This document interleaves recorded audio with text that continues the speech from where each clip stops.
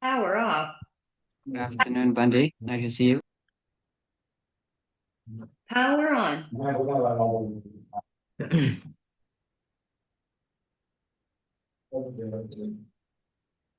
Bluetooth connected. Okay, can you hear me, please? Hello em.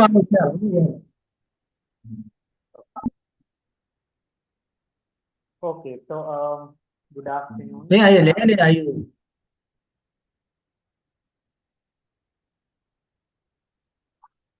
I want to make sure again. Can you hear me? Cái nào cũng qua thì rồi mà.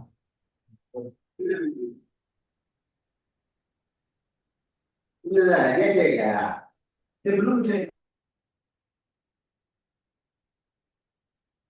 Can you hear me, please? Yes, Bundy. Yes, Yes. If you don't tell me, I can't make sure. Okay.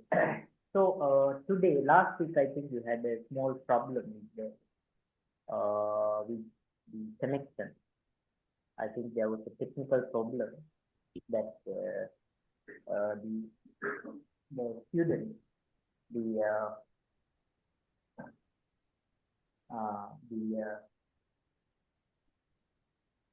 our online students could not listen to me.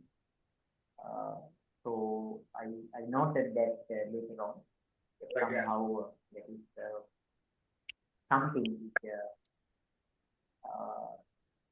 I did not expect. But anyway, now even though we lost something last week, I would like to repeat what I was doing last week, because we have today I'm going to summarize what I was doing last week, and I should tell you that that was not a very serious lesson, not a profound lesson, not a, and it is a very general kind of observation about the topic that we are going to talk, the text that we are going to use, and the kind of hope that we are going to. Okay, so please don't talk. If you talk, it's a real disturbance. So I am muting some people, but we are again starting this out. So that's the nuance. So only unless I ask a question, you can't talk. Excuse me, Bundy.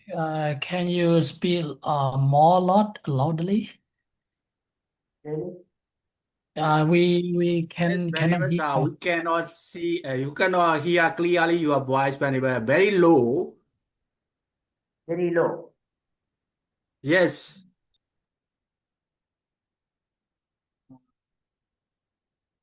Why is that?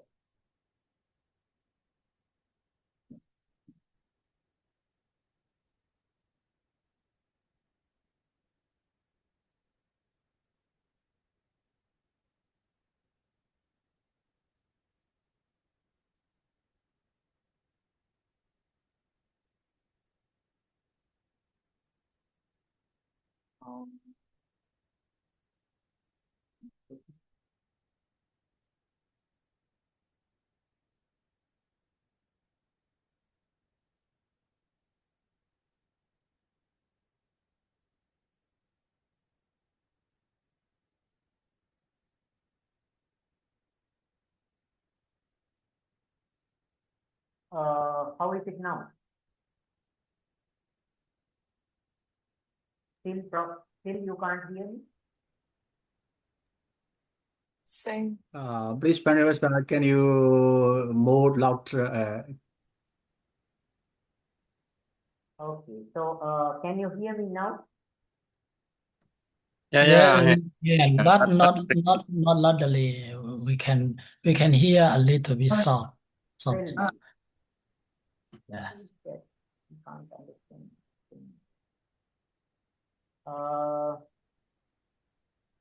Maybe you choose use the microphone, something like that.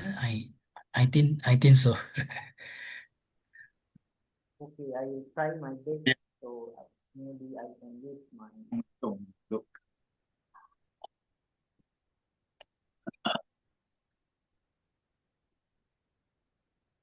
How is it now?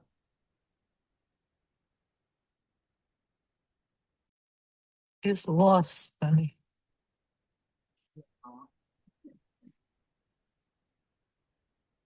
Uh,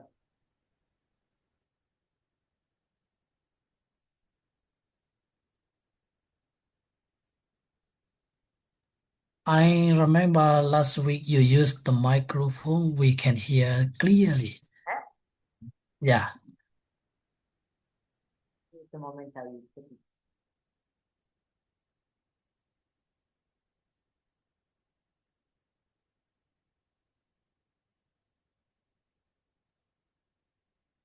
Can you tell me how is it now? Yes, Monday. Yes, Yes. yes. Very lovely Bande.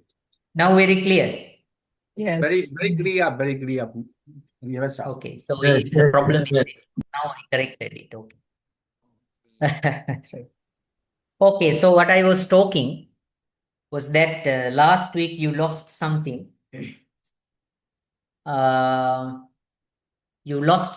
you couldn't hear me. So I think some of you were disappointed. I can understand that. And today, don't worry, I'm going to repeat what I was talking last week a little bit. If you have any questions about what I was, if you have any questions regarding what I'm going to explain, you can ask any questions. So I also amended my previous handout. So this is what I have sent to you now is the amended handout, which is a very, very simple one. It's not a very, very profound handout. Now this one is basically about, as I told you, this describe the text that we are going to use, and also the scope that we are going to be concerned with.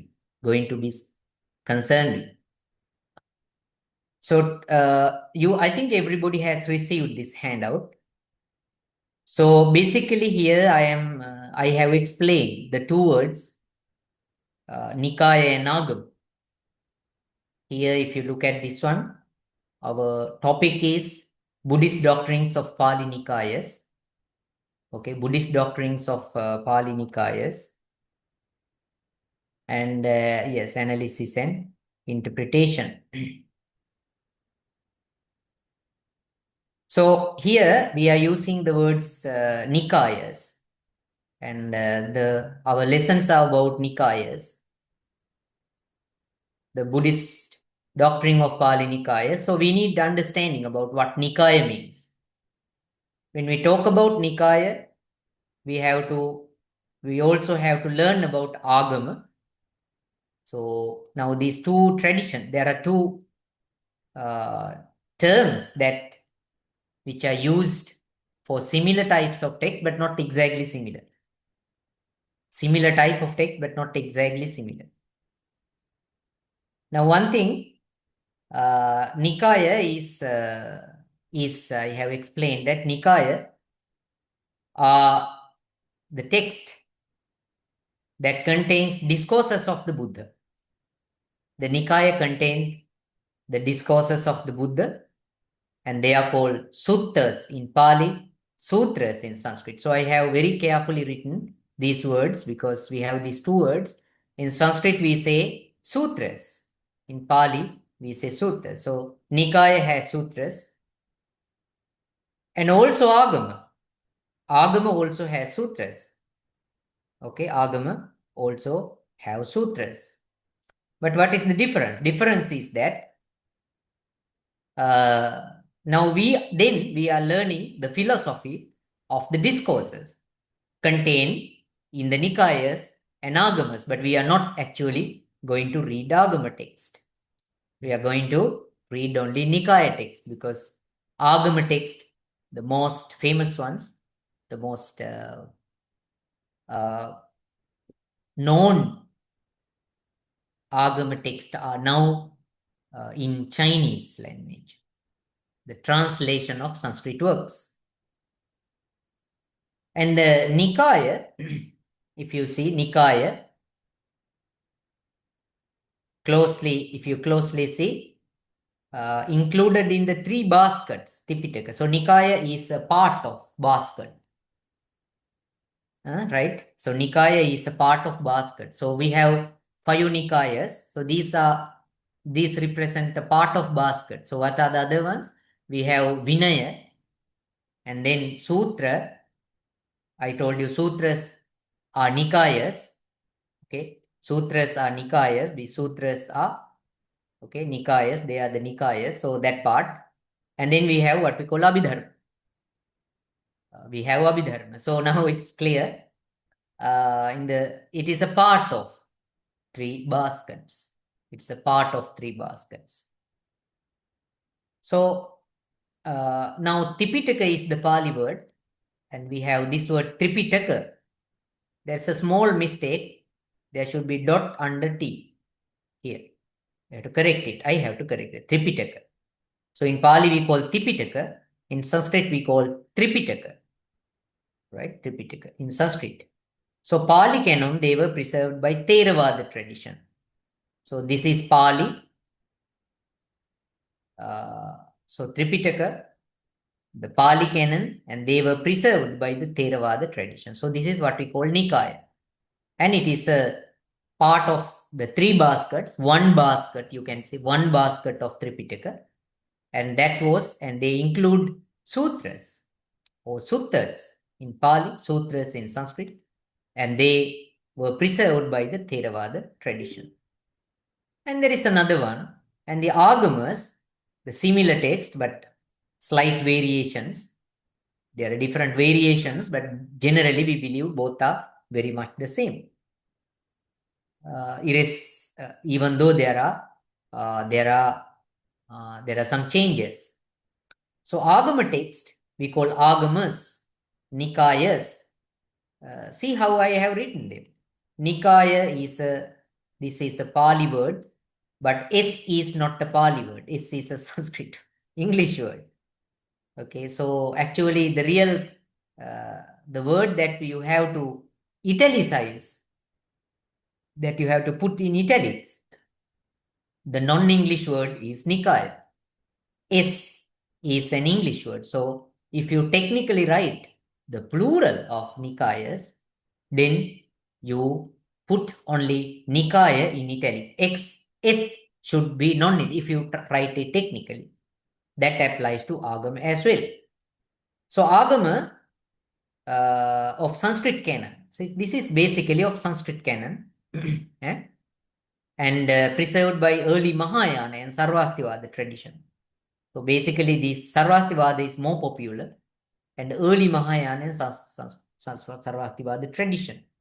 So the Mahayana, this Sanskrit canon, Agamas, was preserved mainly by Sarvastivada and to some extent by Mahayana, early Mahayana tradition.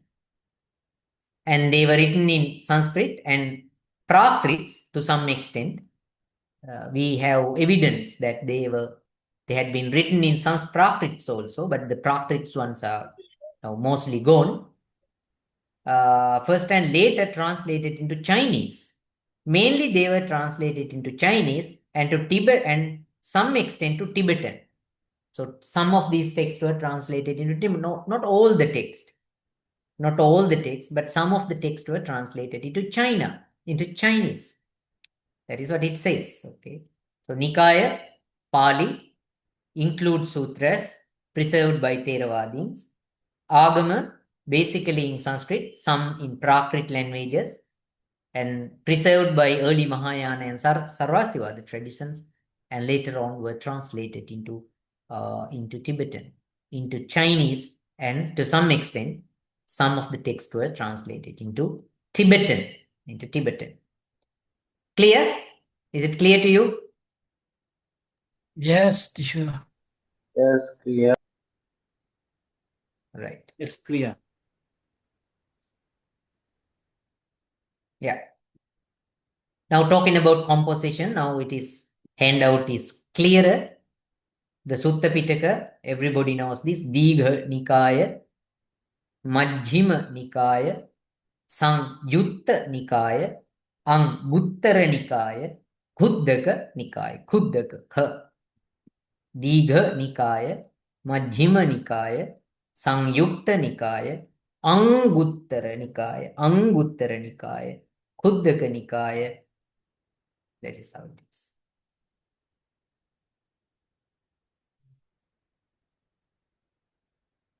Can you give me the file? Which file? We are sending you all the files via email and via WhatsApp. So at the class time, I can't give you these files and all that. You have to keep it because it takes time. So we are sending you, if you have any problem with getting emails and getting handouts via WhatsApp, tell us. Otherwise, you can, because we are sending all these things to students. But if you have any problems, please tell us, because then we can check whether your email is inserted to the group and WhatsApp. Anguttara Nikaya and Kuddhaka Nikaya. Okay, so Digha Nikaya, Majjhima Nikaya, Samyukta Nikaya. When you talk about Sanskrit Agamas, because these are the popular texts, we have four texts: Dirghagama, Dirghagama, you can say Dirghagama, Madhyamagama, Sangyuktagama, Ekottaragama. Here also a small difference. I think again you have to correct it. Samyuktagama, there should be a K and T between you. Samyuktagama. Y-U-K-T. Again, I noted that mistake now. Samyuktagam. K-T should be there here.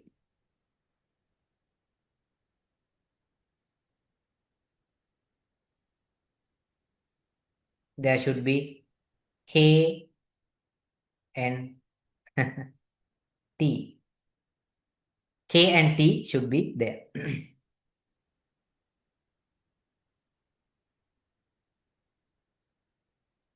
Ekottaragam.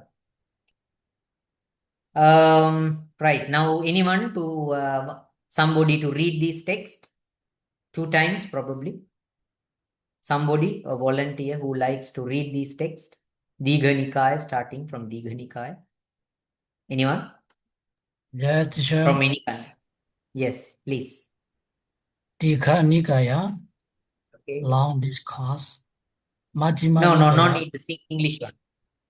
Okay. Majjhima Nikaya, Sanyutta Nikaya, Anguttara Nikaya, Khuddaka Nikaya, Sanskrit Digha Gama. ones.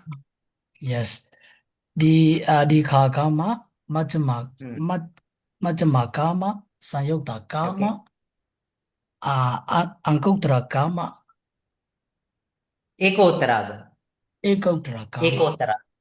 Someone else? Yes. No, someone who doesn't belong to Sri Lanka or Vietnam, Sri Lanka or Myanmar.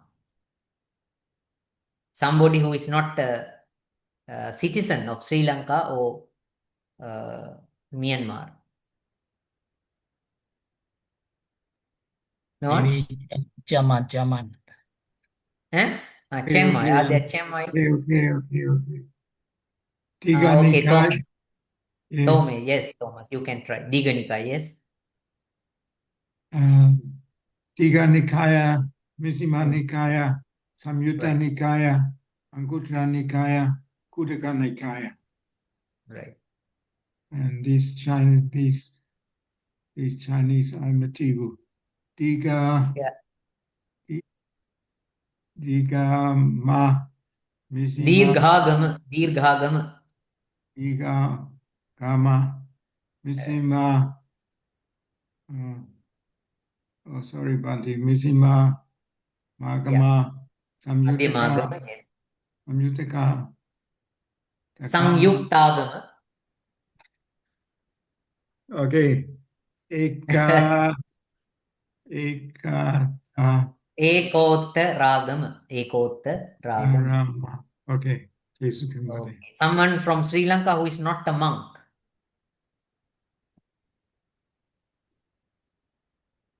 May I? Okay, who is this? Hashan.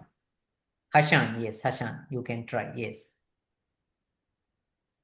Digha Nikaya, Majjhima Nikaya, Samyutta Nikaya, Anguttara Nikaya, Uddaka Nikaya, Dirghagama, Madhyamagama, Samyuttagama, Ekottaragama.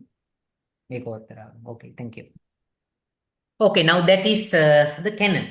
So that is the part of canon, not a whole canon. That is not the whole canon, but it is a part of canon.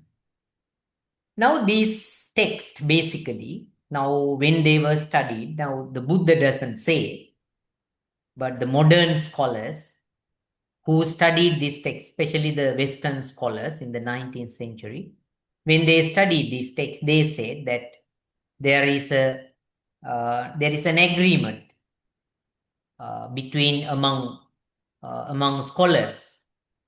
I mean that simply the scholars agree that the Agama text and the Nikaya text represent a very similar philosophy, much more similar philosophy. And this philosophy include some of the major fundamental teachings of the Buddha.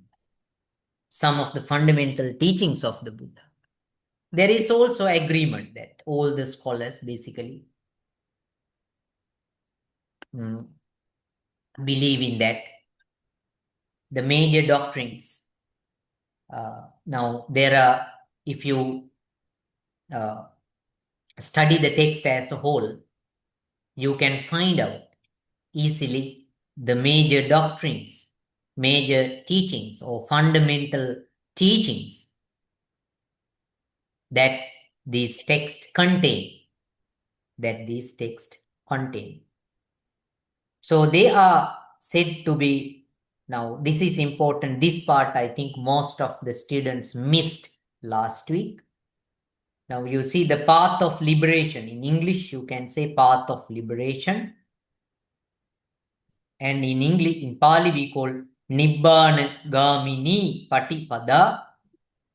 And in Sanskrit you say Nirvana Gamini Pratipada. Nibbana Gamini Patipada, Nirvana Gamini Pratipada. Actually, this is what we are going to discuss today. Nirvana Gami Pratipada after this lesson is over.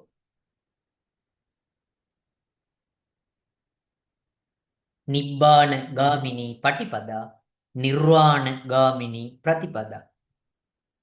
And we also say we have four noble truths. That is called Chaturarya Satya, Chaturarya Satya. Chaturarya Satya and Chaturarya Satya.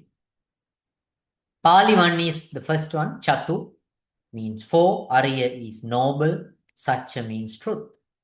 Chatu again, in Sanskrit, Chatu, four. Arya, Arya. This different. Sanskrit goes as Arya, Pali goes as Arya. Chaturarya Satya, not Satya. It is Satya, Chaturarya Satya. Selflessness or essencelessness. So we can use, but this is a term that I am using. Essencelessness is normally not a word that is used. So it is very much rather than normally the most popular usage is selflessness. But I am also using the word essencelessness.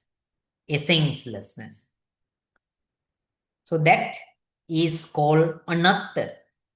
Anatman. Yes. Gamagi, yes. Jessica, yes. What is your question? Jessica, is this Jessica?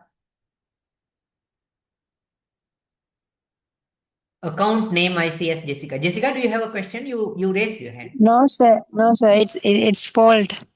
I'm sorry. It's a okay, sorry. Fault. I have no question. It is fault. It's my fault. I know. Yes. So Chatu Arya Satya, Chatu Rarya Satya. So okay, now basically this is the word, the common word. But for some reason, when I do this class, I will tell you why I am using this word essencelessness. Anatta, anatma. Together with, but this anatta is not just one teaching, it is also connected with some other important teachings, together with causal origination. Causal origination is also part of anatta, because when you try to explain anatta, non-selfness or selflessness, some people say non-selfness, selflessness or essencelessness, you also want to show causal origination, paticca samuppada. If there is no self, that is the meaning. What is there? There you find causal origination. Instead of an essence, instead of self, we explain the existence in relation to causal origination. Causal origination. And that is how the connection is established. You can establish the connection. So that is paticca samuppada, pratitya samuppada. There is also small difference. I think it is not samuppada. Instead of P, you have to write T, not samuppada, but it is samutpada.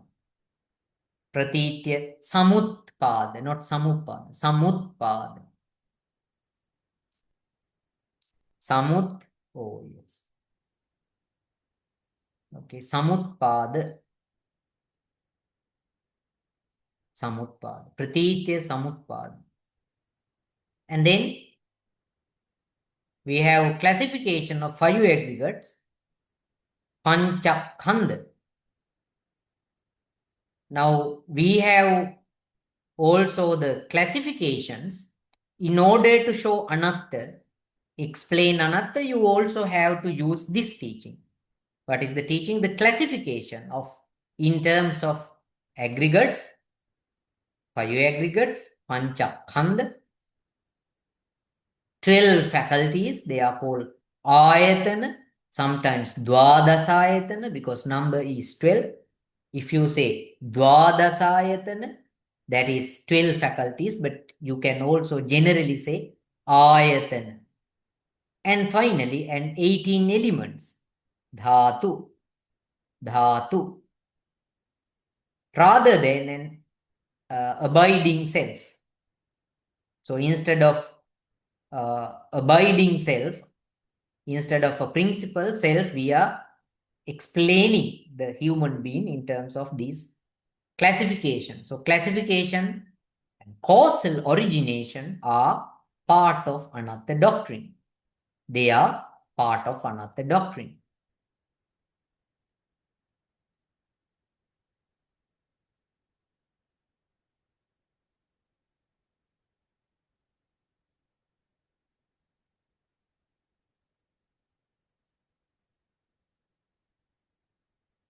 Oh, I think Fakshing, I did not recognize you. Sorry. Yeah, now it is Fakshing. What is that? No, it's Fox. I do not have WhatsApp. Can you send it my email? Okay. So Fakshing doesn't receive the emails. Okay, so I have to take a little bit of time from you because this. Fashion, did you get it? Or should I send it to you?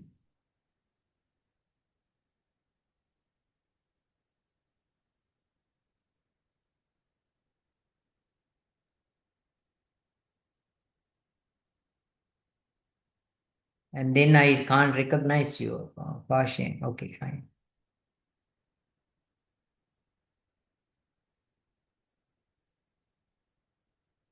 Fashion, you have to include your email address to to the what's going on?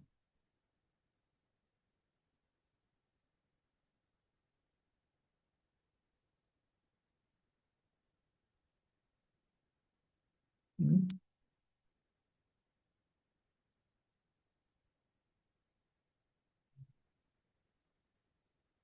Hmm.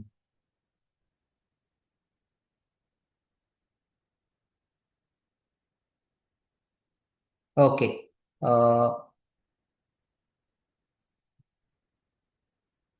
Okay, I have sent the documents to your email, right? Okay, now that's right. So where are we now? Okay. Yeah.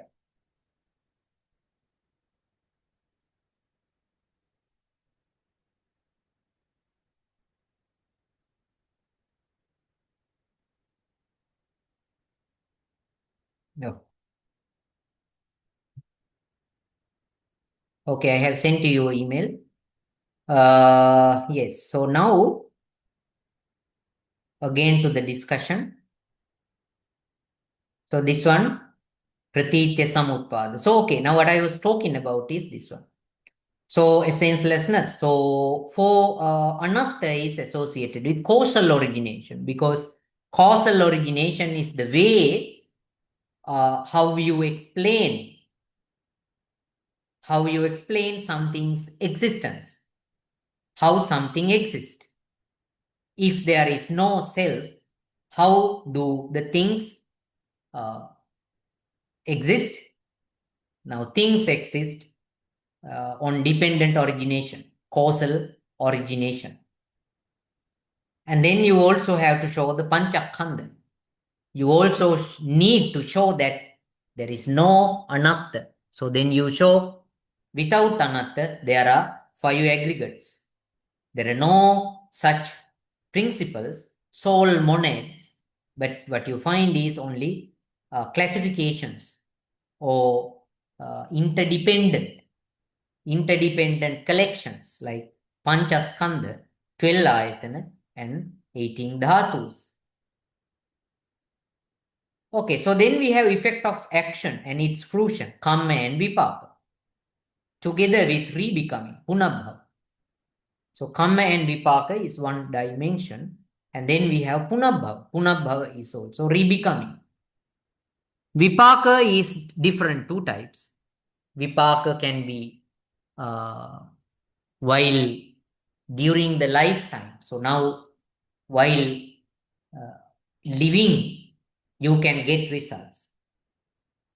During birth and death, the lifetime. And there is another effect, another vipaka, fruition. Now look at action and fruition. Action is karma, which means an action that can produce an effect. That is called karma. So this is conscious, intentional action. That is called karma, that is capable of producing an effect. So that again, it has a fruition called vipaka. Together, and they are, vipaka is a different word. That vipaka could be either this life, while at the birth, or during the lifetime, lifespan, while living. So therefore, there is a special teaching related to the fruition of karma at the moment of birth moment. That is called rebecoming in Buddhism.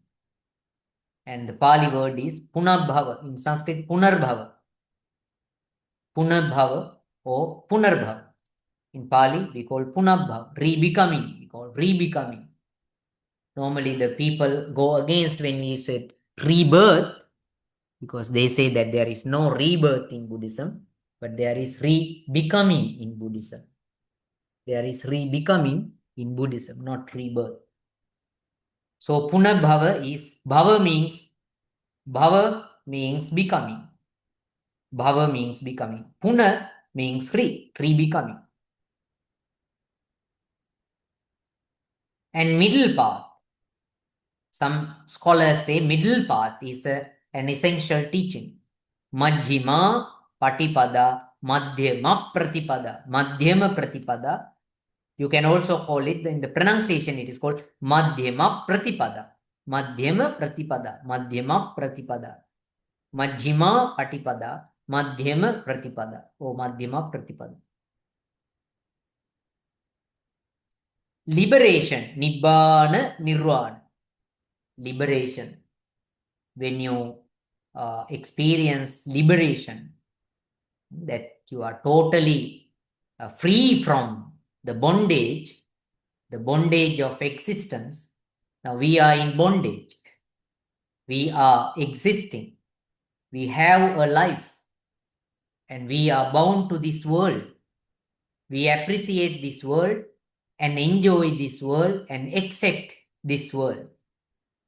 So we are world-bounded people, loka-bounded, loka-oriented. Loka-bounded, loka-oriented people. Because we are expecting experience from this world. Okay, food, visual beauties, nice voices, music, all these things are worldly, mundane, bound to this world, associated this world. So when you have liberated from this world experience, that is called Nibbana or Nirvana. Nibbana or Nirvana.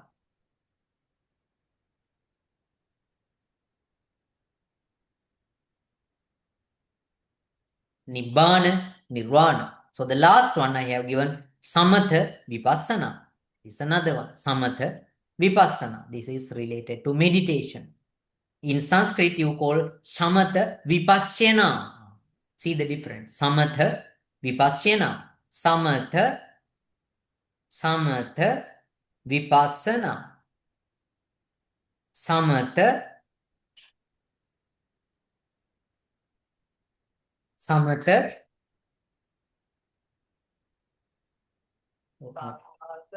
මම class එකේ ඉන්නේ මේ කියන්නකො නෑ මම පන්ති එකේ ඉන්නේ මම මේක ඉවර වෙලා එනවා ඔව් හැමෝටම කාමරේට එන්න පුළුවන් මේ මම උඩ ඉන්නේ Samatha and Vipassana. Samatha Vipassana. It is important to know these two words themselves, because when you read, sometimes one of the importance of knowing the Sanskrit word and Pali word is that when you read books, if you come across Sanskrit words, you can understand that Buddhist philosophy comes from Sanskrit text, like not Theravada, Pali tradition, but from Sanskrit tradition, like Yogachara, Madhyamika, Sarvastivada, because they were using Sanskrit.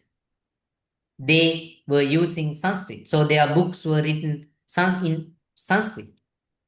So when the modern scholars studying these texts, the books of these tradition, not Theravada, but the traditions like Madhyamika, Yogachara, Sarvastivada, they use the Sanskrit words instead of Pali words. They use Sanskrit words.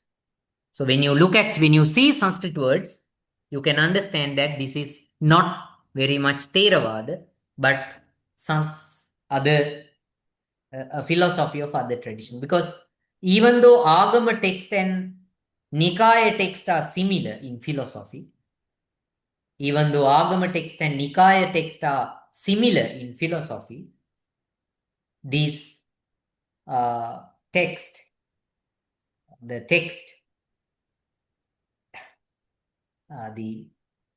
Nikaya philosophy, the other traditional, the traditions are different. So Theravada is different from Yogachara, Yogachara is different from Madhyamika, Madhyamika is different from Sarvastivada. Sarvastivada is different from Sautrantika. Sautrantika is different from Bhajyavadi. Bhajyavadi is different from Samitiya. Like that. So there is a difference. So if you see Samatha Vipassana instead of Samatha Vipassana, you must at once understand that this is not Theravada philosophy. This knowledge, insight comes from another tradition except Theravada. Because if Theravada text is read, studied, Samatha Vipassana should be there instead of Samatha Vipassana.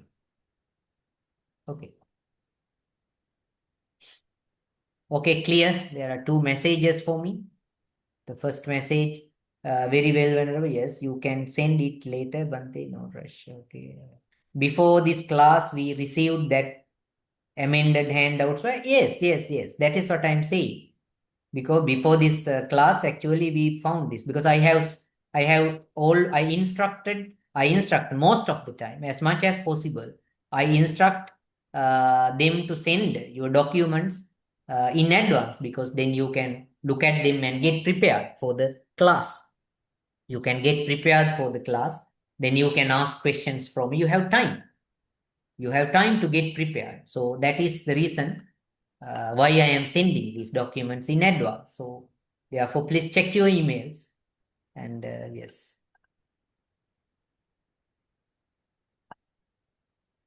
Okay. Is it clear to you? Anything, any questions about these clarifications? Not yet. Not yet. It's clear. For all? For all is clear? Clear. Came up here. Yes, clear, sir. Okay. Now let's go to the next step. Modern scholastic trends. Now, when we study these texts, now previously I told you that these are this is the central teachings, or sometimes I say fundamental teachings, found in these very words. What do you mean? Path of liberation in the text itself, Nibbana Gamini Patipada. What happened? Oh.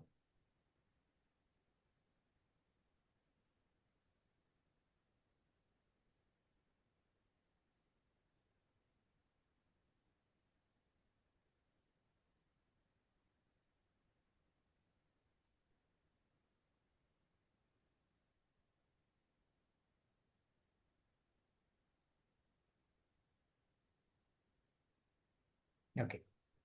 Nibbana Gamini Patipada, Nirvana Gamini Pratipada.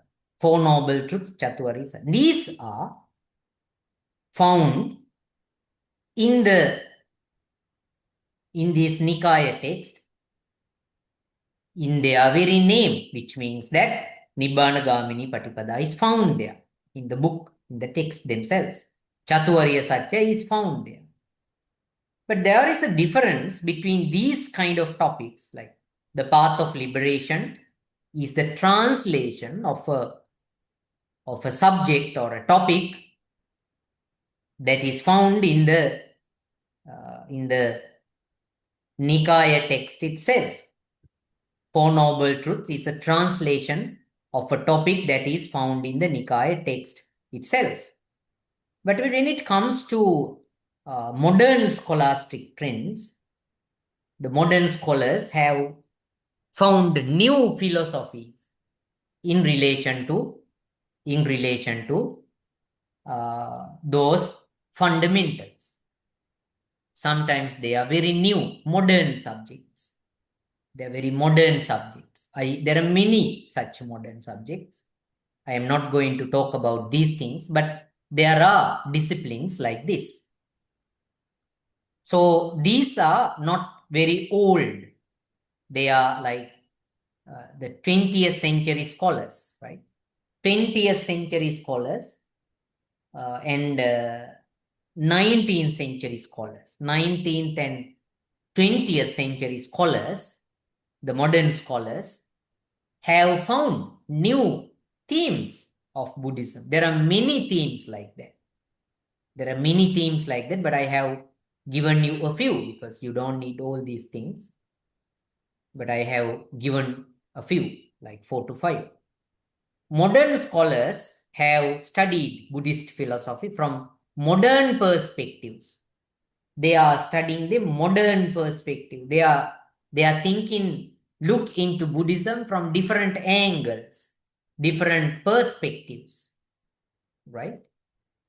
Now, for instance, how does this happen? How does this happen? How does this happen?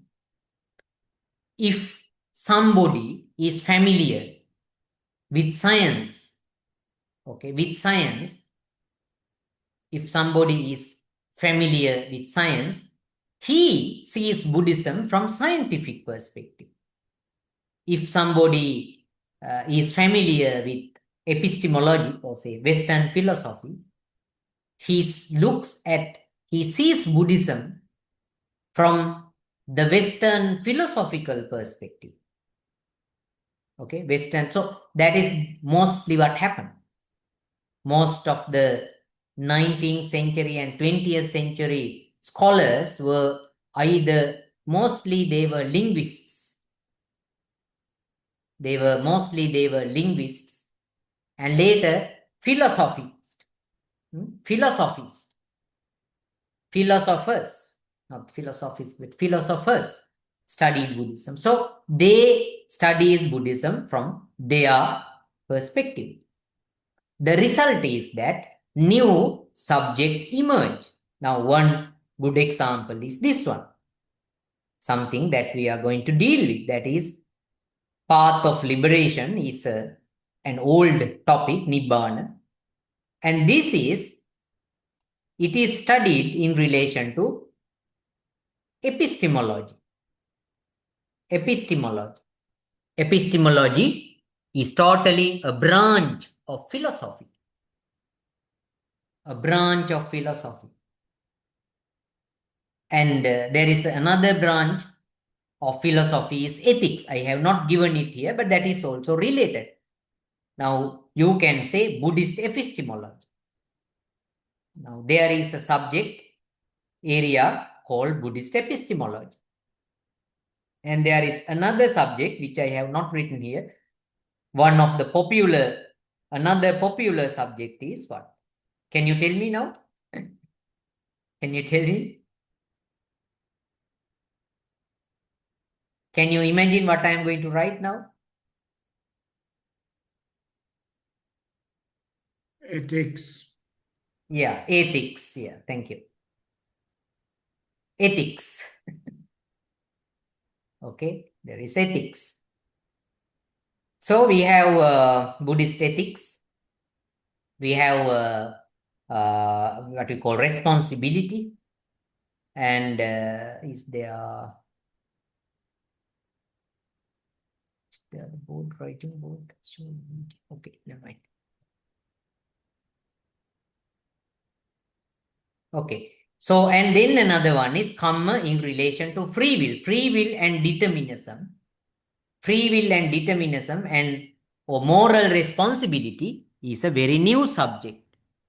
It's a very modern subject, I would say. So, free will and determinism is something that is discussed in modern ethics and philosophy, and the moral responsibility is the same. So these are new. So what is the Buddhist connection? Karma and karma in relation. Karma is discussed in relation to those two. Pratitya Samutpada, Paticca Samutpada studies in relation to system theory or causality. Causality is a very modern subject. First developed from science and later on in philosophy. Causality. Causality is a very modern subject.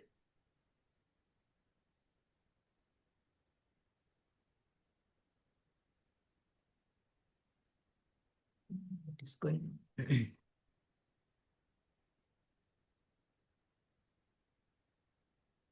Yeah, causality is a very modern subject. System theory and also modern subject. So these are, so you have not heard very much about system theory, but definitely you have heard about causality. So causality is very connected. So causality, the modern concepts are studied in relation to Paticca Samuppada in Buddhism. And another one is Nama Rupa, and there is a mind-body dualism, which is again in philosophy. So you can see a lot of philosophy-related subjects there. Lot of philosophical subjects. Philosophy is dualism. So these are things that we can discuss in relation to Buddhist. They are very modern scholastic trends. Modern scholastic trends. Because they are not actually, such themes are not, for example, epistemology that we are going to discuss in this class is not actually Buddha, in Buddhism, there are a lot of discussions about epistemology, but Buddha has not introduced what we call epistemology. That is the difference.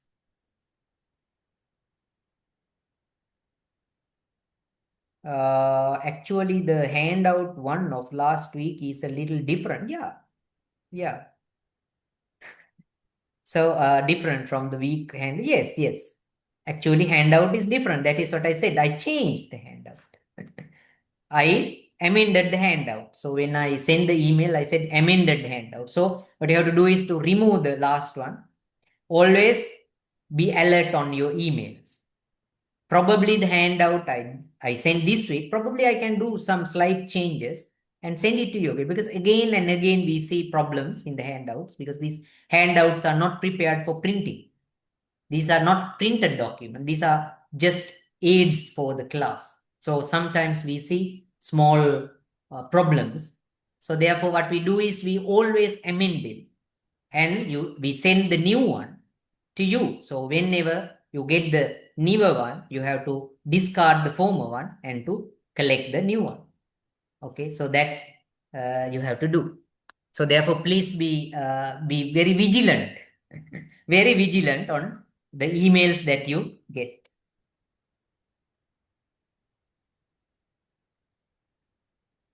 Yeah.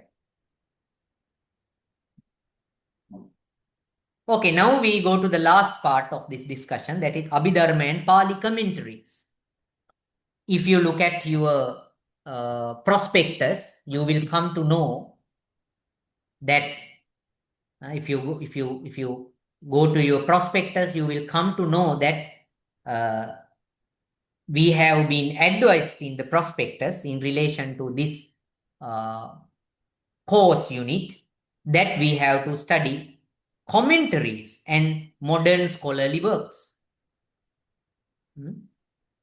We have been advised to read or use commentaries from time to time and the modern scholarly works. So this course is to be studied.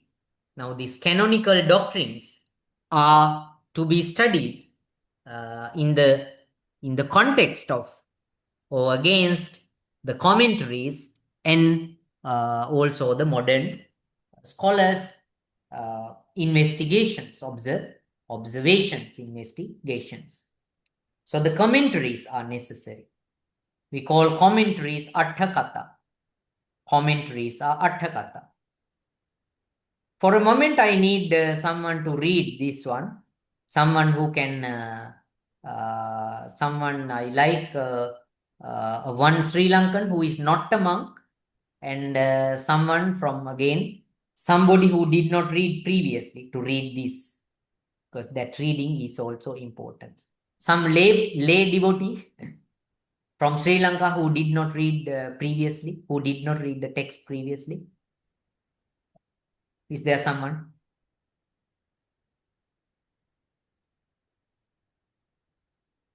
Anyone who would like to attempt?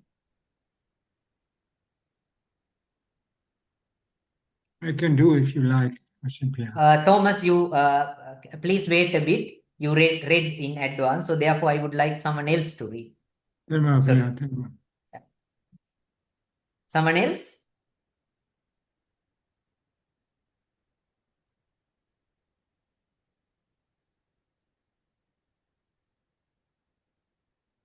A lay student from Sri Lanka?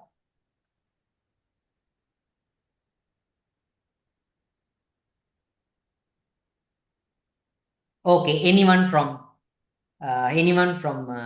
any non-Sri Lankan, any non-Sri Lankan who did not read previously? Okay, Benny. Ye Ming, I have to read. yes. Yeah. Start from here. Yeah. The part of liberation. Nibbana Kamini Pripara. Nawana Kamini Pripara. Right. Four novel truths. Satu Ariya Saksa. Satu Ariya. No, Chaturarya Satya. Chaturarya Satya. Yeah, yes, sir, Benny. Okay. Selfishness or essence lessons. Anatta. Yes. Anatman. Anatman, yes, Anatman. Kaswa origination. Parisha Samobhada. Paticca Samuppada. Yes, okay. But what is the Benny, Sanskrit one? I have no idea how to pronounce Sanskrit. Pratitya. Pratitya. I just know Pali. Okay, so yeah. Later you can try the Sanskrit one. Yes. Yeah, go on. Classifications of 5 aggregates. Pinsakanda, Pansakanda. Right. Ayatanat. 12 faculties, Ayatanat, and 18 elements, Dhadut, etc. Rather than an abiding self. Effect for action is fruition, karma and vipaga. Together with we becoming Punabhava. Yes. Punabhava. Yes, Punabhava. Yeah. Middle part. Mijima Patipada. Right. Liberation or Nibbana. Tamatha Vipassana. Tamatha Vipassana, yes. Yes, one more to read with Sanskrit one. Confident one. Is there somebody confident?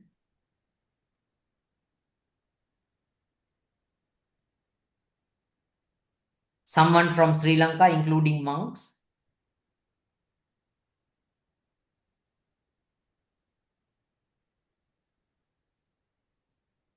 Okay, never mind. So, never mind. So, we will pass to the next passage. Okay, now we were talking about modern scholars' view. I think it's clear now. So, with that, we go to the Atthakatha. Now, we have been instructed to read Atthakatha. Also, together with the perspectives of the modern scholars. Now, Abhidhamma is not advised to read. Abhidhamma is not advised to read in this case, but Abhidhamma is very essential. I will show you how Abhidhamma is important in my future lectures to understand some of the concept. Actually, if we don't go to Abhidhamma, our understanding about the teachings may be totally different. Probably wrong also. Because Abhidharma is that important. Rather than sometimes commentaries are useful, but commentaries sometimes are not so authentic, so reliable. But when we go to Pali canon, now Abhidharma is a part of canon. Abhidharma is a part of canon. And Abhidharma texts are more reliable than commentaries. Abhidharma teachings are more reliable than the commentaries. So therefore, Abhidharma should be a part, but we are very much we are instructed by the course to look at very much Atthakathas. Yes. So whenever possible, most of the time we look at Atthakathas also. And at the same time, we also look at Abhidharma also, because Abhidharma is also important. And I will show you some of the context where commentary is very wrong and Abhidharma is so useful to understand the particular teaching. Okay, so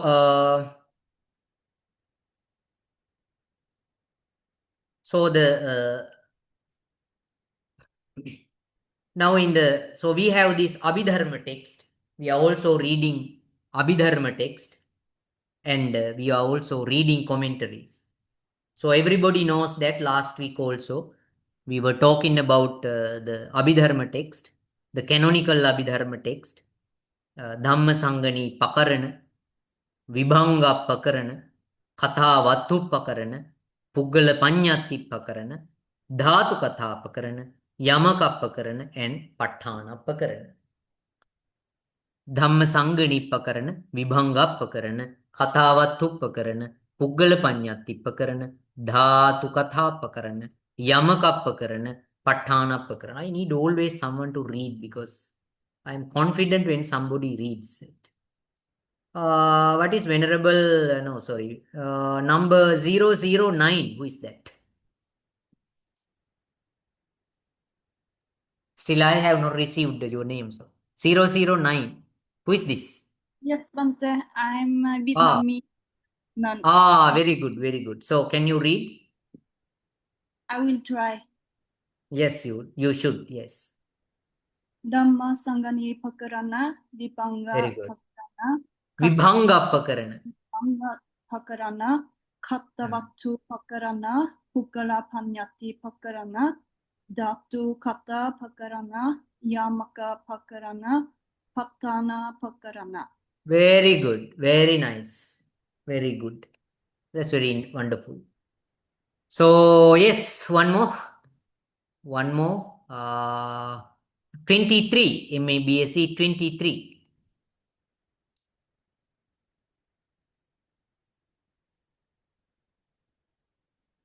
23. Cannot hear? Okay, then let's go to 65. 65.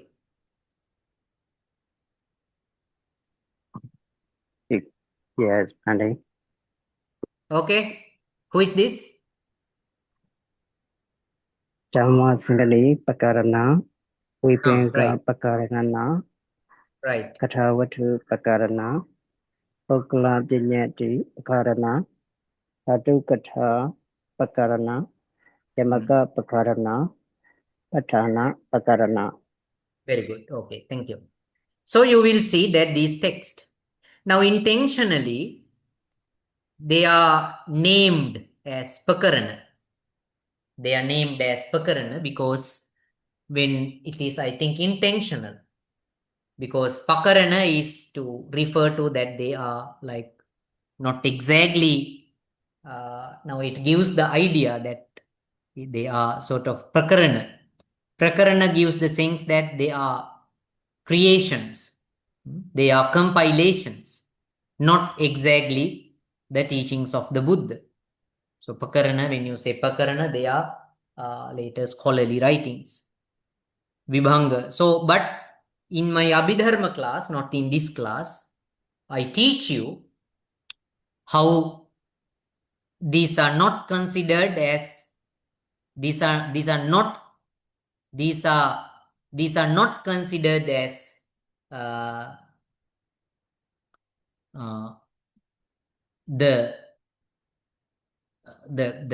insight, the content of the seven Pakaranas are not considered as not teaching of the Buddha. They are considered as the teaching of the Buddha.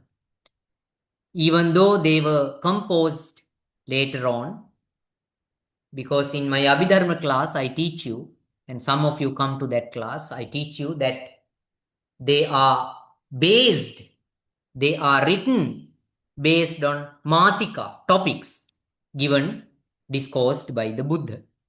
Original Matikas, themes, were set by the Buddha. Original Matikas were given by the Buddha, and based on those Matikas, the 7 Abhidharma texts were written. So, therefore, all the Abhidharma books are considered to be authentic teaching of the Buddha. Authentic teaching of the Buddha. Okay. So, they are more reliable than we go to commentaries. Now, they are called exegetical literature. Exegetical literature. The commentaries are called exegetical literature. What do you mean by exegetical? Exegetical means exegesis, means elaboration. If something elaborates something, that is called exegetical. So commentaries are taught as exegetical literature, right? They are exegetical literature. And these exegetical literature, that is commentaries, were basically, now they are called doctrinal expositions. They represent doctrinal exposition of a lineage of masters. A lineage of masters. So, for example, these commentaries that we have in Pali today are the exegetical literature of Theravada tradition. The Theravada tradition has commented, elaborated the teaching of the Buddha. So that lineage is called Theravada. Theravada lineage. Commentaries are Theravada lineage.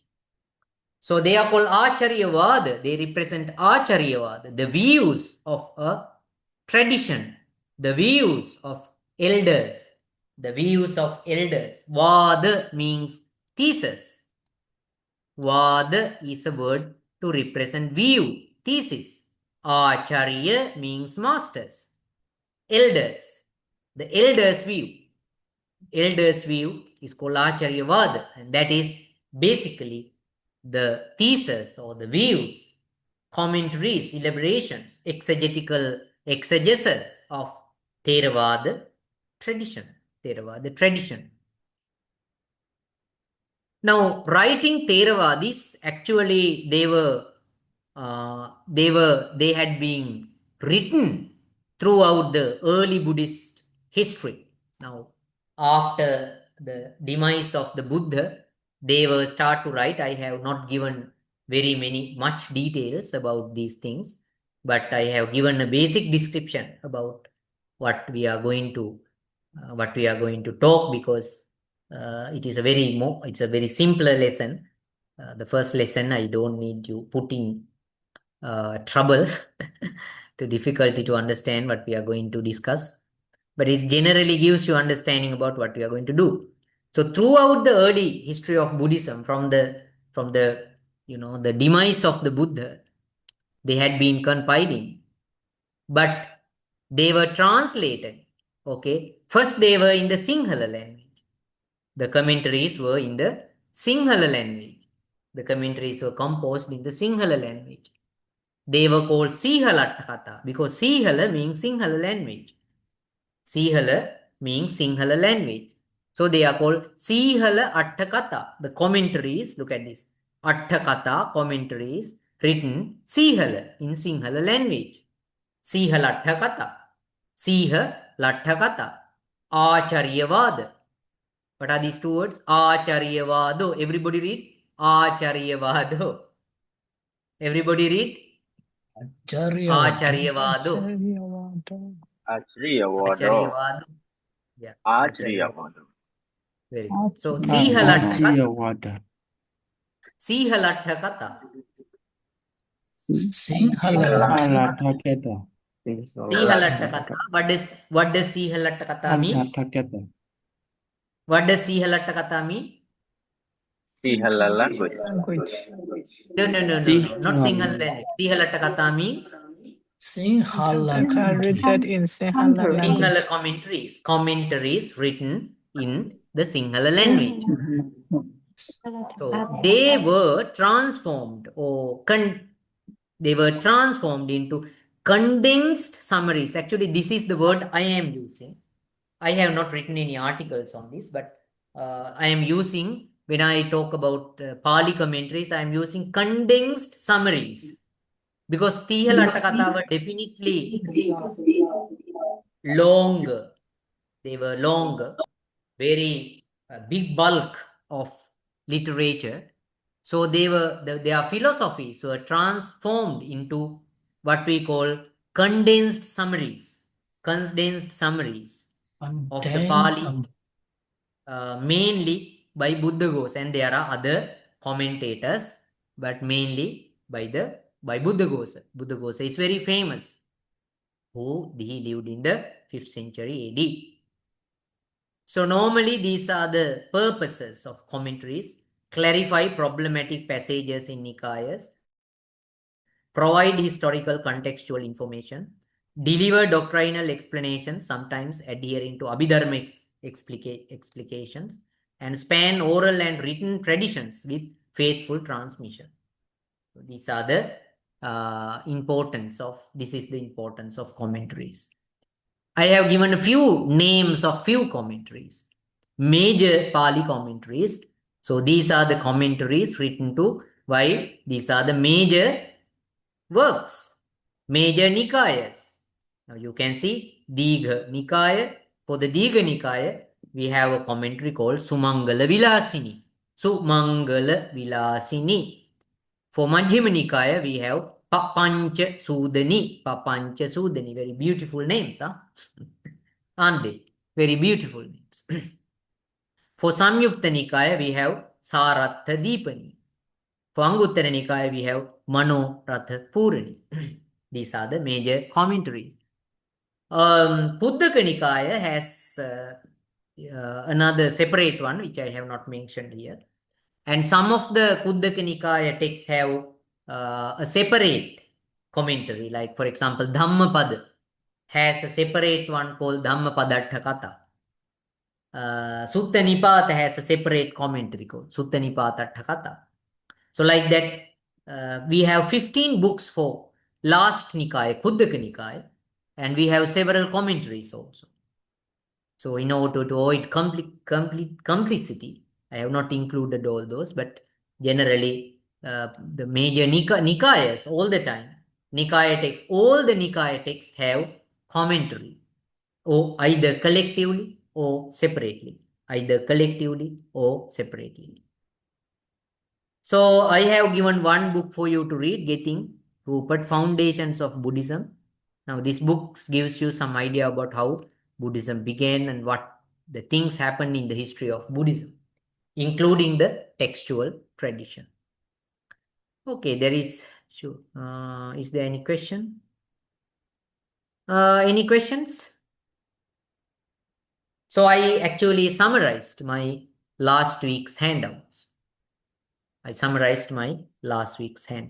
it clear to you? Any questions before going to the next? We have to talk a little bit about the next. Yes, Benny. Okay. Please check inbox. Huh? What is? Please check message. Please check my message. You checked your message. What is your message? What is okay? Excuse me, teacher. It says there is the commentary for the Samyutta Nikaya is Saratha Deepani, but I remember reading somewhere else. It's actually Sarattapakasini. Okay, wait a moment. Some Sumangala Vilasini, Papancha Sudani, Saratha Deepani. I think I need to check that one. Yeah, that's an important thing. Sarathapakasini. I think, yeah, that is interesting. What this message. So it's not Saratha Deepani, but Sarathapakasini.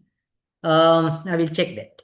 So I now a little bit confused. So maybe I also have accidentally written this one. Yeah, that I will check whether it is Saratha Deepani or Sarathapakasini. But we can check it. But anyway. Now, good. Thank you for informing that. I will check it and I will tell you.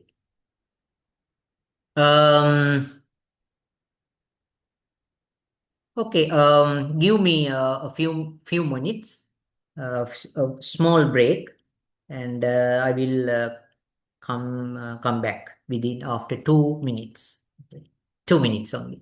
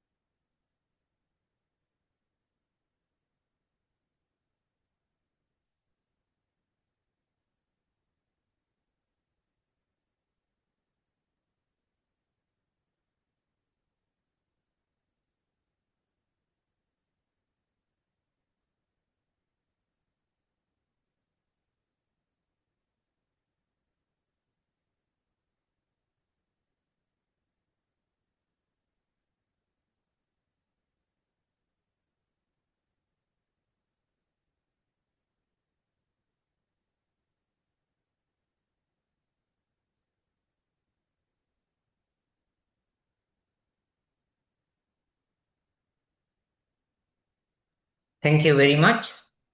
So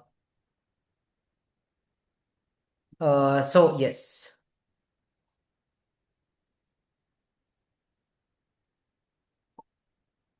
Yeah. Yeah. So I think this is wrong. This is a mistake. It's not Saratha Deepani, but it is Saratha Pakasani. Because its confusion was because both are starting from Sarat. So it should be Saratha Pakasani, not Saratha Deepani, Saratha Pakasani. So how it should be written as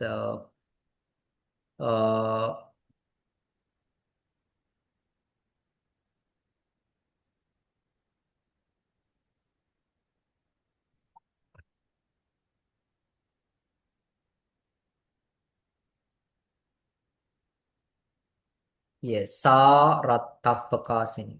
Sarathapakasini. This is how it should be written. Sarathapakasini, not Saratha Deepini. Thank you very much. So that was a good correction. Sarathapakasini, not Saratha Deepani, but Sarathapakasini. You have to correct it. Okay. Okay, this is the second lesson that we are dealing. The path of liberation, that is Nibbana Gamini Patipada, presented in the Pali Nikayas. Now, part of this study depends on a very beautiful resource paper, and if you can read actually this one, which is a very beautiful Rupert Getting, which is a very scholarly article. If you can find out this article, probably you can find out it on the internet also. Rupert Getting's Scheme of Buddhist Path in Nikayas and Agam, Path to Liberation in Asian Buddhist Traditions, and that's published in 2015. In the collection of articles called Paths to Liberation in Asian Buddhist Traditions. that is given in the handout. Now, basically, this lesson is on. You need to read it.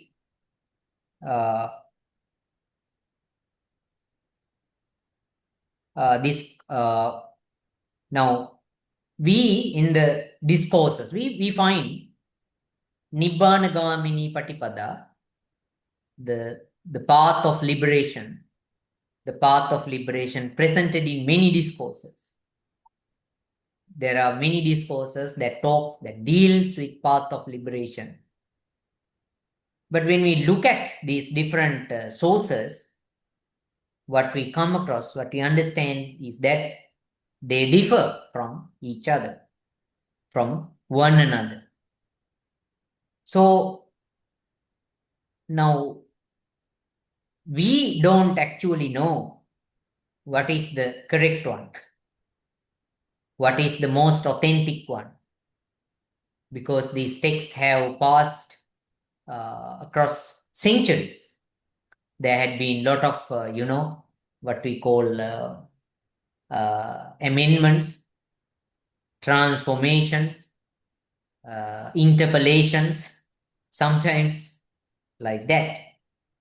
So because of this scenario, we don't actually know what is the most authentic one, but we can definitely say that what we can do is to look at these different information, the different description of path of liberation, and to get a general idea about that. So that is what we can do, because we don't know the truest one. We don't know what exactly the Buddha said, and Buddha also might have taught different paths. Buddha also might have described different paths, because depending on the nature of the human being, so different people are different. So some have a lot of tendencies, can curse, some others don't. So the path for the one who doesn't have much tendencies should be necessarily different from the kind of practice who have deeply rooted craving and other related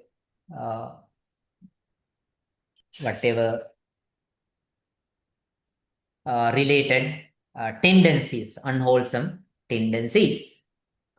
So therefore, we are not going to argue for or against any sources, because they are all these paths of liberations, accounts are found in the Nikaya text.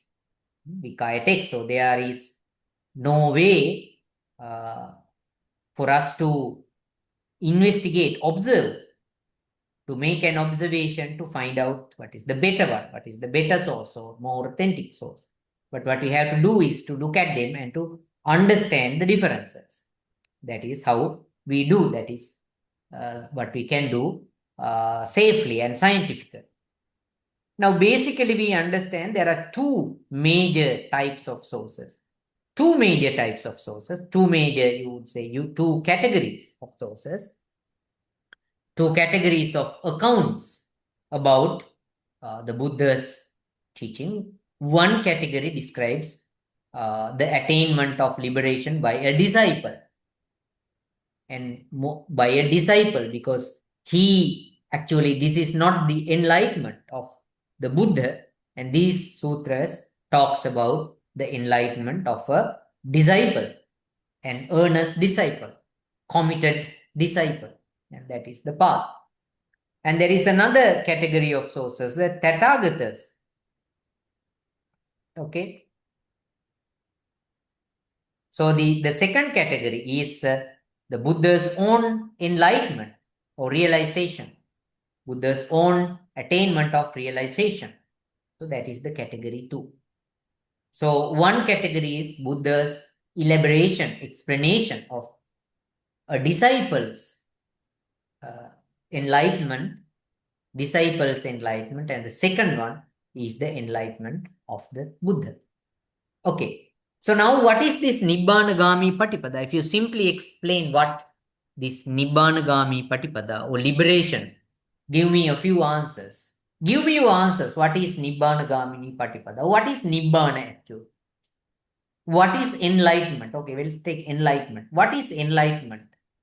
Tell me your ideas. What is enlightenment? Enlightenment means arahanta, right? Arahantata. So one answer is it is arahantata. Okay. So yes, other answer. Extinguishing all the kilesas. Distinguishing. Oh, good. Distinguishing all the kilesas. So that is also another. Distinguishing all the kilesas. Other answers?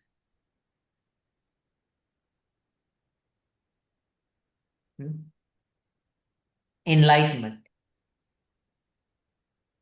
Now we have over 80 students, I think. Over 75 students. So yes? Enlightenment means Sabbenyuta Jnana. Sorry? Enlightenment means Sabbenyuta Jnana in Pali.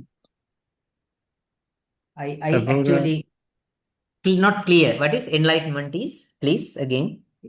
Enlightenment means Sabbenyuta Jnana. Sudden enlightenment. Sabbenyuta Jnana. Sabbanyuta Jnana. Yes, the Buddha. Sabbanyuta Jnana. Okay. Thank you. Other answers?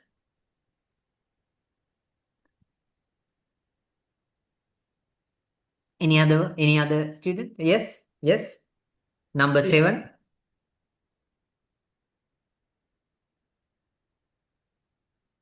No answer? Yeah. What about others? I need a few answers. What is enlightenment? Stop the Punarbhava. Stop pre-becoming. Sorry? Punarbhava? Stop the Punarbhava. It's not the Punarbhava. It's not the Punarbhava. Okay. Again? Understanding world realistic. Understanding? World realistic. Whole realistic. Okay. Understanding reality. World. Right. False reality. Understanding false reality. Okay. Right. Again? Breaking the cycle of births and rebirths.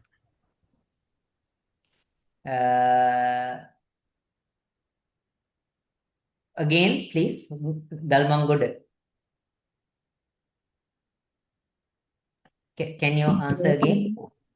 Breaking the cycle of samsara. Breaking the cycle of sansara. I see. Okay. Thank you. Further? Anyone else? Waking up to the truth. Again? Waking up to the truth. Waking up to the truth. Waking up to the truth. Right. Waking up to the truth. Okay. Thank you for all who gave me answers. It's good. Yeah, in a way now, the answers that you gave somehow say something about Nibbana and enlightenment. Yes. So enlightenment, you can say that eradication, total destructions of all the unwholesome tendencies, one might say that. So someone else can say that it is awakening to the true reality.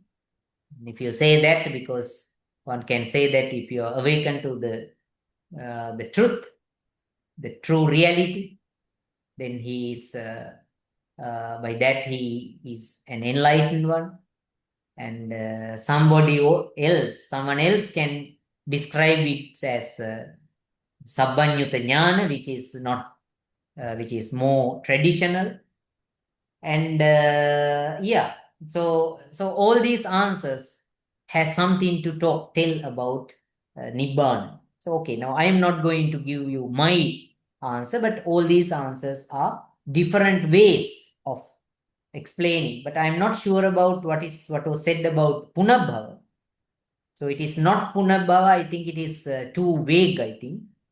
But apart from that answer, I think all other answers, because yes, now I think Punarbhava can be a word to explain the Nibbana in a different way. If you use that term in a different way, different wording, like for example, Punarbhava, the state, the psychological state where you have destructed the forces of Punarbhava, the tendencies of Punarbhava, something like that. So when you do not have the forces of psychological forces that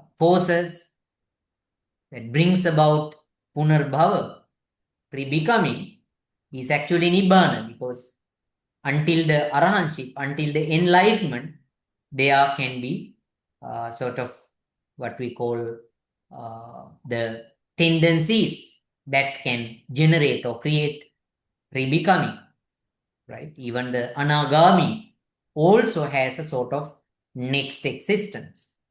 So therefore, if you totally have eradicated or fully eradicated such psychological forces, psychological tendencies, then you have reached to Nibbana. That is possible if that answer is acceptable, if it is put that way. Anyway, now yes, going to the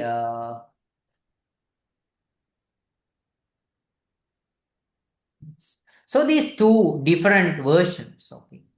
Now if we are first now here we say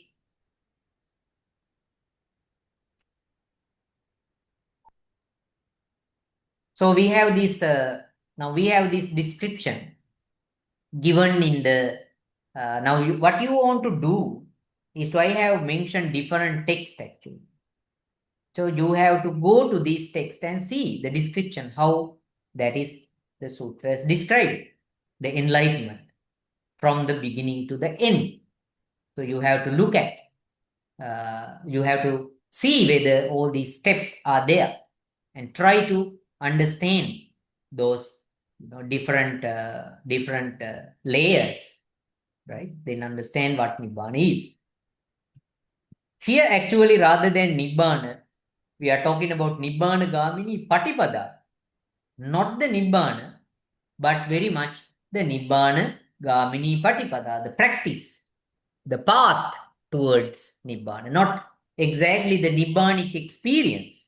Nibbanic experience is something different, but Nibbana, path of Nibbana is another thing, another subject.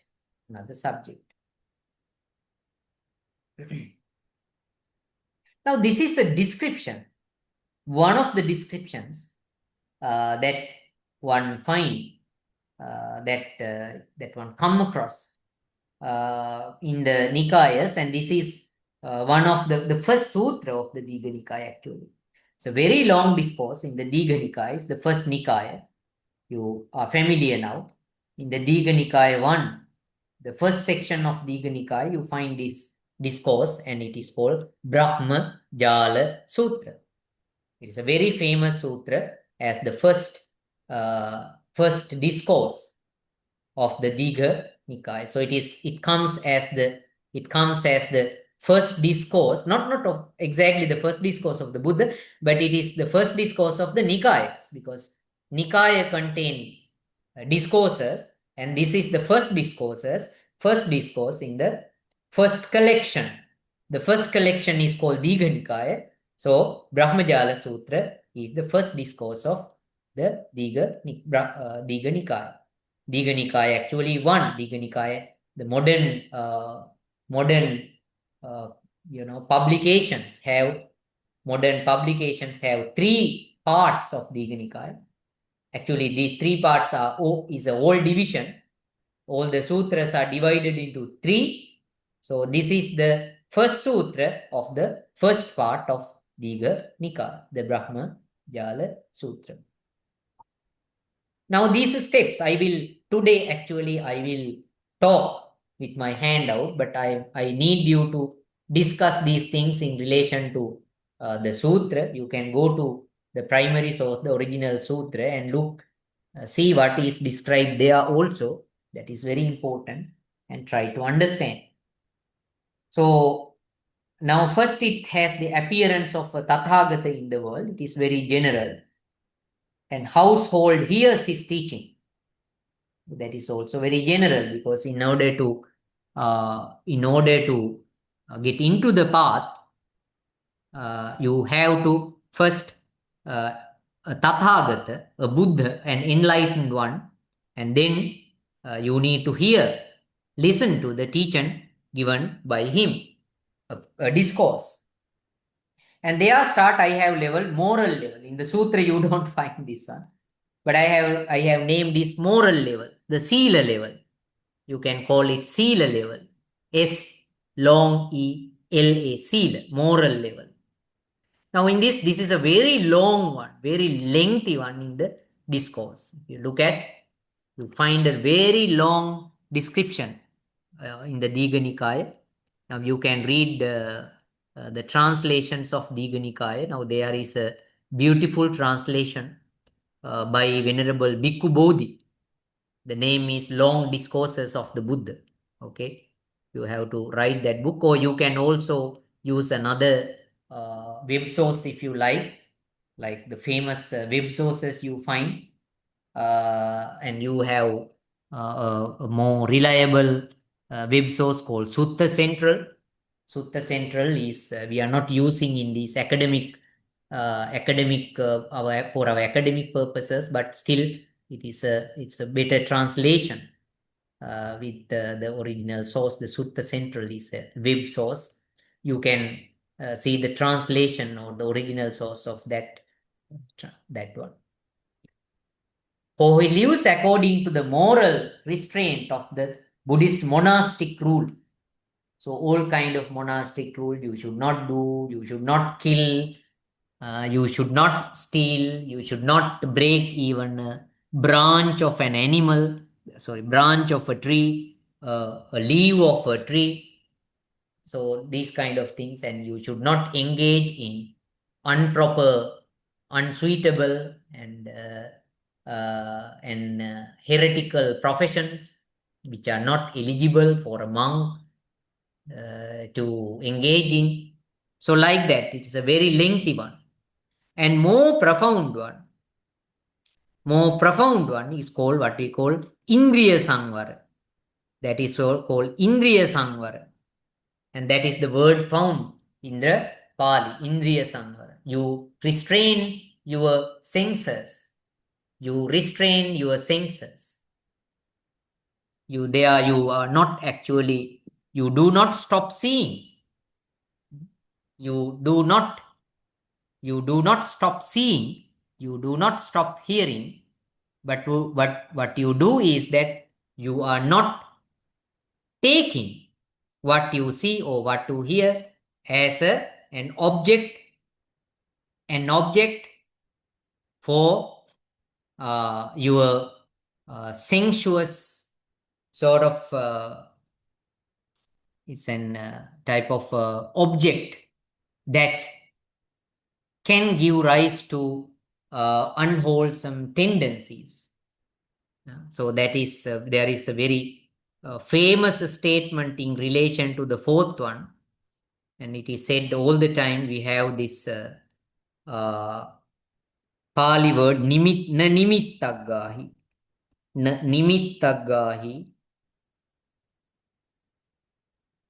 nimittagahi, nanu byanjanagahi.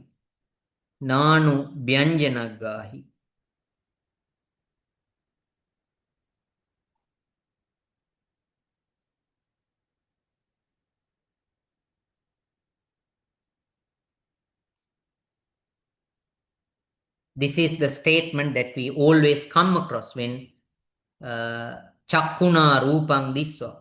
Okay. Chakkuna Rupang Diswa.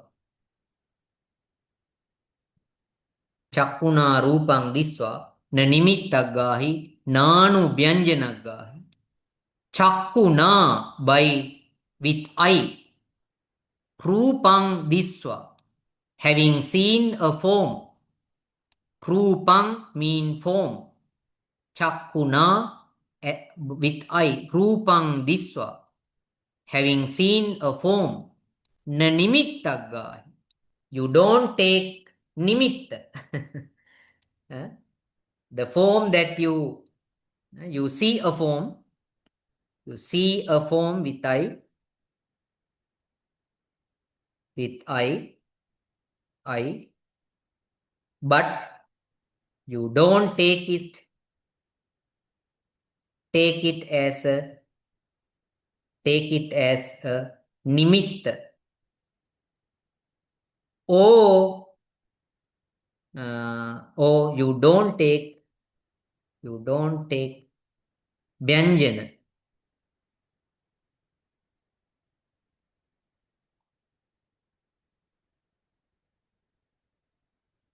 Vyanjana. That's a very interesting thing. This is related to number 4. Indriya Samvara. The fourth stage. Chakkuna rupang diswa. Na nimittaggahi. Na vyanjanaggahi. This applies to all the senses. If you hear a sound, instead of chakku, there comes sota. Sotena saddang sutva. Now, the same way, sotena saddang sutva. Saddang sutva. Not disva. Here disva, but here sutva. Look at that.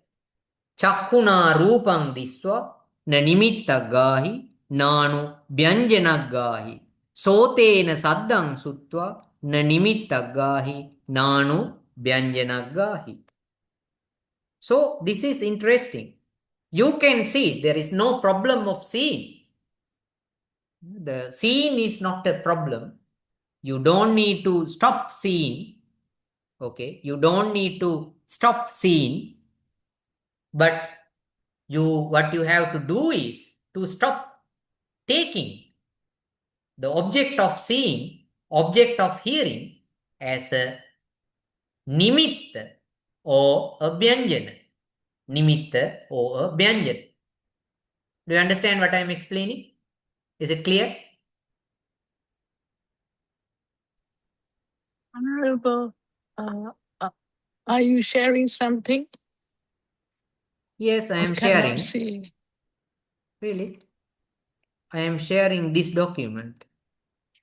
This one. Now can you see it? Only now we can see, Bunny. Eh? Only now you Only can now see. we see. Yeah. I see. Oh my goodness. So now look at this one. I am explaining in relation to the number 4. Now numbers 4 is Indriya Samvara Sila. So I told you that there are several stages. Now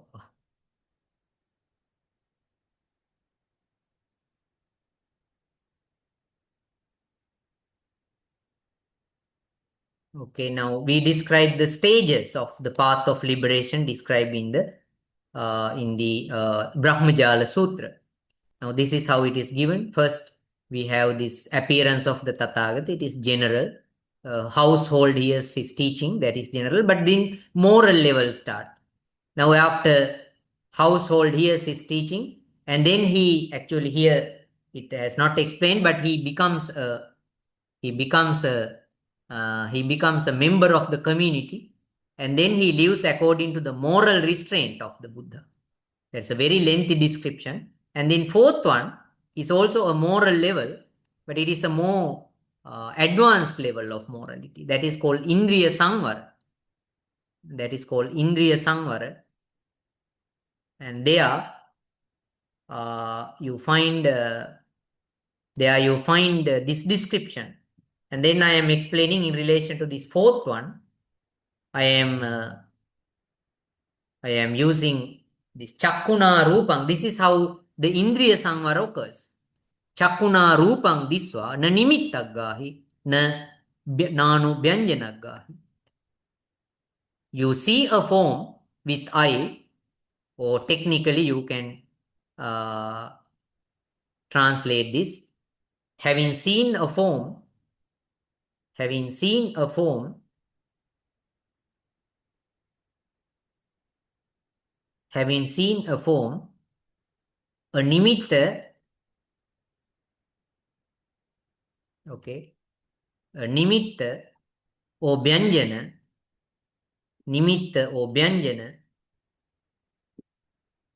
okay, having seen a form, you don't take it, you don't take it as nimitta or vyanjana. Having seen it from, you don't take it as nimitta or vyanjana. There are two words. You can see a form, that is not a problem. You can hear a sound, no problem. You can smell, smelling. You can taste by your tongue. So, having tasted a taste, so like that you can say, but you don't take nimitta or vyanjana of any of these experience of eye, experience of tongue, nose, like that. So what is nimitta and vyanjana? That is interesting. Nimitta and vyanjana. So nimitta is generally, actually these two words are not explained in the discourses. In the Nikayas, the two words are not explained. If you look at Nikaya text, you don't find a description given, provided in the Nikaya text, but they are explained in the commentaries. That is why the commentaries are important. In the commentaries, you find an explanation. Nimitta. What is nimitta? Nimitta is a technical term for the object, a sensory object. The sensory object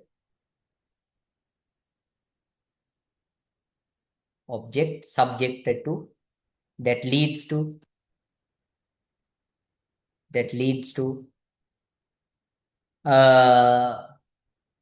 tendencies,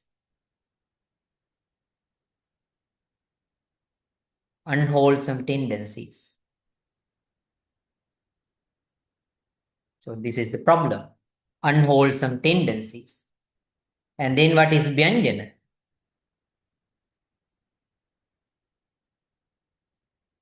Vyanjana. What is vyanjana? Actually, when you take it as vyanjana, an object of pleasing, the pleasurable or the pleasurable thing, pleasurable quality. If you find something like vyanjana is an object of pleasing or a pleasurable quality of that object. So when object that unwholesome tendencies, so it is a pleasurable object. Vyanjana is something that makes you more attached to that one. That is what we call vyanjana. So nimitta is generally an object that leads to unwholesome tendencies. And as soon as it becomes a vyanjana, you see something pleasing in them. Okay, that is how it is given. So this description, this is how the nimitta and vyanjana are explained. So in the sutra, we find that level. Number 4, he lives according to the moral restraint of the Buddha monastic rule. And then higher level is he lives guarding the senses, indriya samvara. And then second level, fifth level is being mindful and fully aware in all he does. Eating, drinking, urinating, defecating, walking, standing, sitting, lying down. So this is, these are there is a separate meditation on these different poses of the person. What is that meditation? Now this is the level there where he start, right, kind of meditation. Right now this is kind of moral meditative level. So here is more serious, he more committed. These are called eating, drinking, urinating. What are these actually? Satipatthana. Eh? Satipatthanas. Kaya Satipatthana, Vedana Satipatthana, and so on. Yeah, but it belongs to Kayanupassana. But these kind of Iriyapatha, you call Iriyapatha Bhavana. Iriyapatha means different poses. Different poses of a person. Poses. So when you concentrate on, when you go, you are very alert, vigilant on your walking. So Iriyapata Bhavana, yes, as you said, it is a part of Kaya Gata Sati Bhavana, Kaya Anupassana Bhavana, because Iriyapata remains in the fold of body. And then he finds contentment in his life as a monk. Now he comes to a stage that he is very satisfied with the life, contentment. He is happy with what he has. Now the seventh level, he retires to a secluded place to sit and practice meditation. Now after that only, now having done all these things, only he goes to a level, he comes to the level where he is dedicated to practice meditation, where he is committed to practice meditation. You need a long training. You need a long, very gradual training there. And then he comes to retire means that he goes to a very secluded place to do meditation. That is the part, that is the moral kind of level. Until this is, here this is general, and this is what we call moral. So you have to identify the moral level of the sutra according to these stages.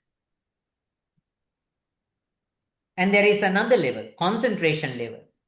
What is concentration? You develop your concentration.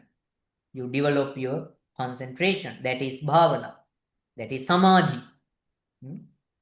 So when you, for example, here he may take one object of meditation, say one Kayanupassana meditation or whatever, and by practicing, by concentrating according to that one, so he develops his concentration actually. Now there are a lot of discussions about the kind of meditation practices that practitioner may apply.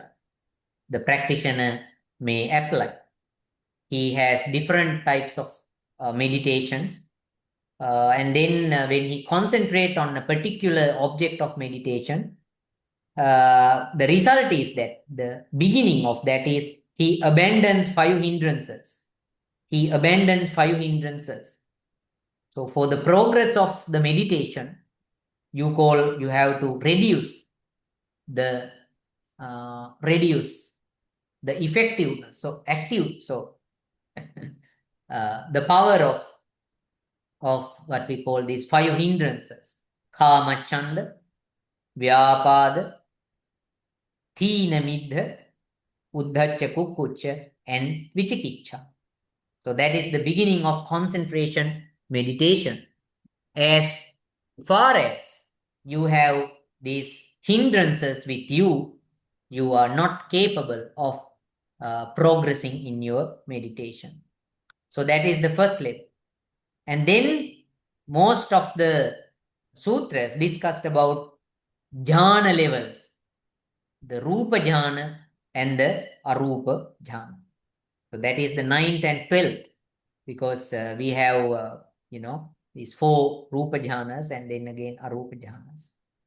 The jhanas are the samadhi level.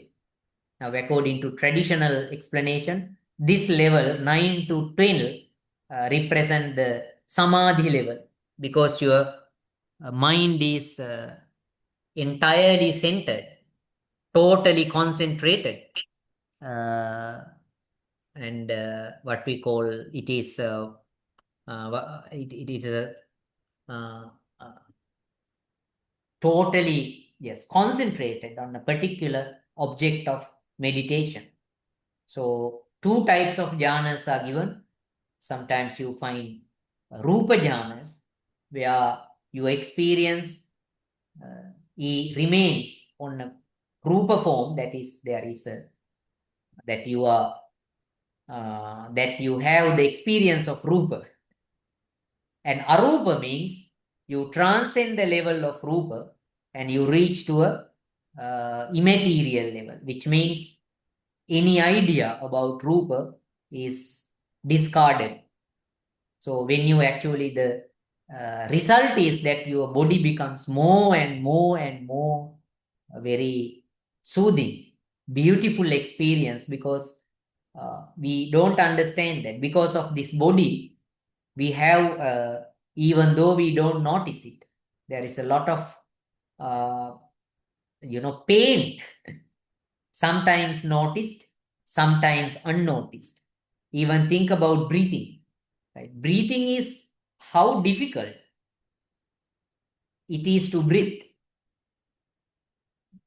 Right? So from the time that we were born, we are sort of doing this activity, in breath and out breath.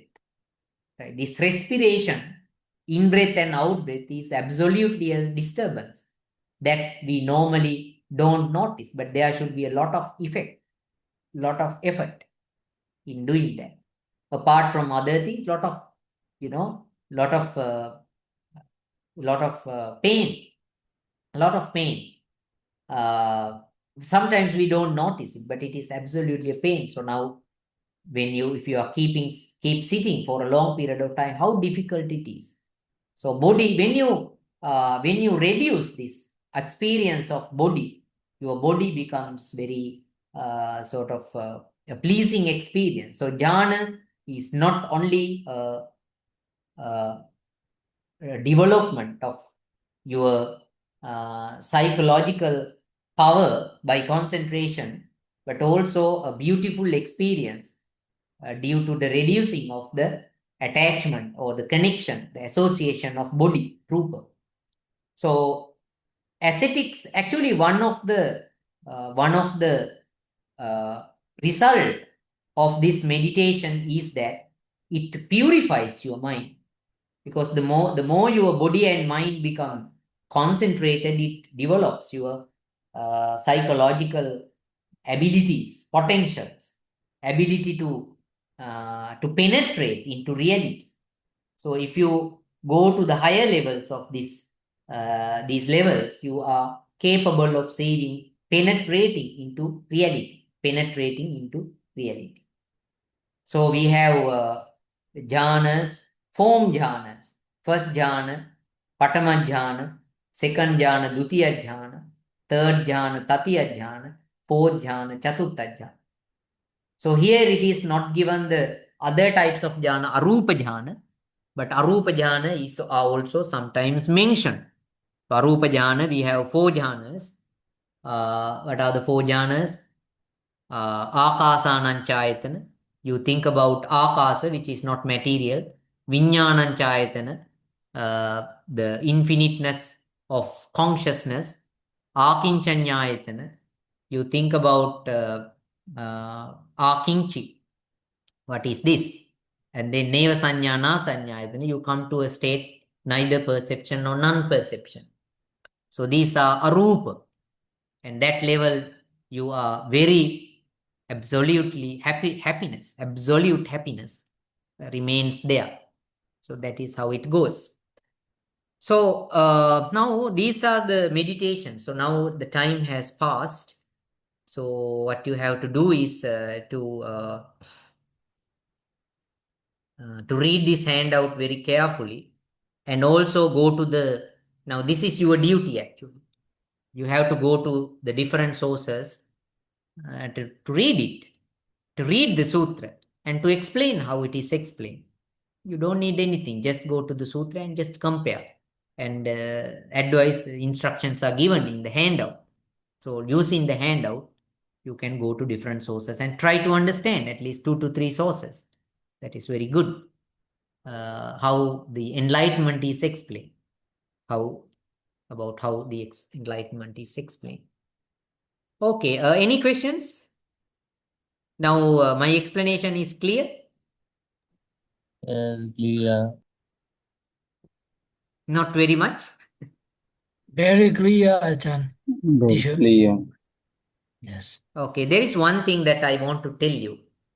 Now, at the examination, now actually you have to work hard to write in the examination, to answer in your words, to write assignments in your words. Sometimes we see that most of the students use AI facilities.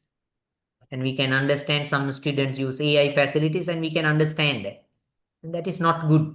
AI is a tool, but that is not that should not be the principal, the principal help for you. So you have to work your own to develop your English, because absolutely when I understand that, when I see that the answer is from AI without anything from our discussions in the class. I saw papers this time. They don't write anything from our discussions in the class, but they have written something beautiful somewhere else, something else from another source. And as we are always, deal with these things, we understand that is AI.